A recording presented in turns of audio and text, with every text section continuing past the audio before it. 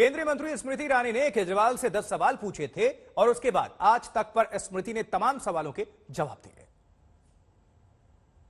मेरा पहला सवाल स्मृति जी आपसे यही है, अरविंद केजरीवाल सामने आते हैं, उनका यह कहना है कि सत्येंद्र जैन की पूरी फाइल मैंने देख ली है, वो कट्टर ईमानदार नेता हैं, कट्टर देशभक्त हैं और उन्हें तो पद्म विभूषण मिलना चाहिए।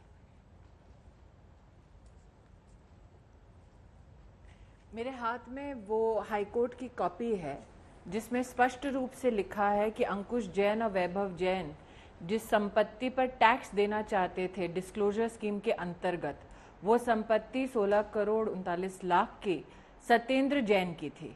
ये मेरा नहीं बल्कि दिल्ली हाईकोर्ट का कहना है।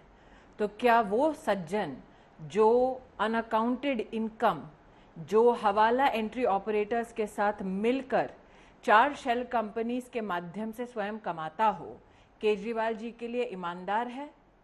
क्योंकि केजरीवाल जी ने कल अपने वक्तव्य में कहा भ्रष्टाचार मतलब देश से गद्दारी। तो हाँ, निश्चित रूप से अगर आप हवाला एंट्री ऑपरेटर्स के साथ स्वयं काम करके आप काला धन एकत्रित करते हैं और उस काले धन के माध्यम से 200 बीघा जमीन लेते हैं कंपनीज में, तो निश्चित रूप से वो हिंदुस्तान के साथ गद्दारी है। तो सूक्ष्म प्रश्न यही उत्पन्न होता है कि जो गद्दार है देश का, उन्हें केजरीवाल जी पनाह क्यों देते हैं? जो भ्रष्टाचार स्वयं स्वीकार करते हैं, जिनके भ्रष्टाचार का उल्लेख स्वयं दिल्ली की हाईकोर्ट करती है, उनको क्यों क्लीन चिट देते हैं अरविंद केजरीवाल? ठीक है, इसी के साथ आम आदमी पार्टी और अरविंद केजरीवाल ये भी सवाल कर रहे हैं कि दरअसल बीजेपी हिमाचल में होने वाली हार को लेकर पहले ही डर गई है। हिमाचल की जिम्मेदारी सत्येंद्र जैन को दी गई और इसी वजह से अब ईडी को सरकार गलत तरीके से इस्तेमाल करते हुए छापेमारी करवा के उनकी गिरफ्तारी करवा रही है। मुझे नहीं पता कि जहां पर अभी तक चुनाव हुआ नहीं, वहां पर अरविंद केजरीवाल अपनी जीत की घोषणा कैसे कर रहे हैं। हाँ, ये सत्य है कि इस प्रकार के झूठे दावे वो पहले भी स्वयं कर चुके हैं। बनारस से लोकसभा का चुनाव जब वो लड़े तो उन्होंने ये दावा किया था कि वो जीतेंगे लेकिन हारे।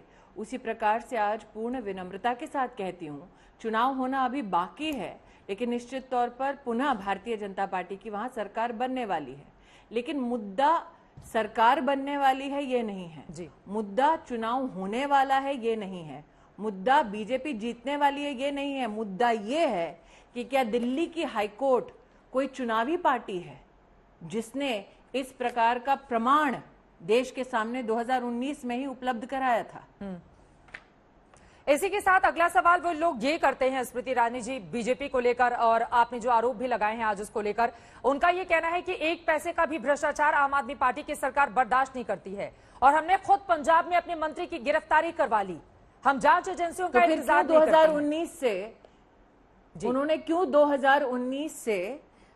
क्यों 2019 से इस पूरे भ्रष्ट 4 शेल कंपनीज के माध्यम से 16 करोड़ की ये अनअकाउंटेड इलिसिट इनकम को, काले धन को सत्येंद्र जैन के पास स्वीकार किया?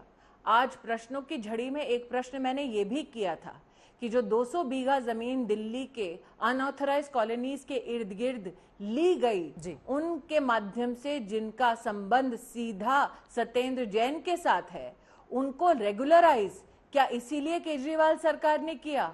अपनी प्रेस कॉन्फ्रेंस में मेरे इस सवाल का जवाब क्यों नहीं दिया गया?